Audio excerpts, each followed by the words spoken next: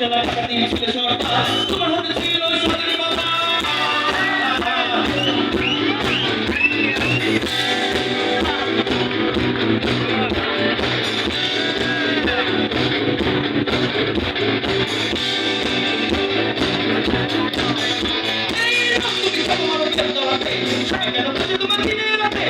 তুমি স্বপ্ন দেখো বড় হবার তুমি বলছো হারি কাছে তোমার বলে দেখেছি কত ধন্যবাদ তুমি হলো তাদের জেলার টাকা দিয়েছিল সরকার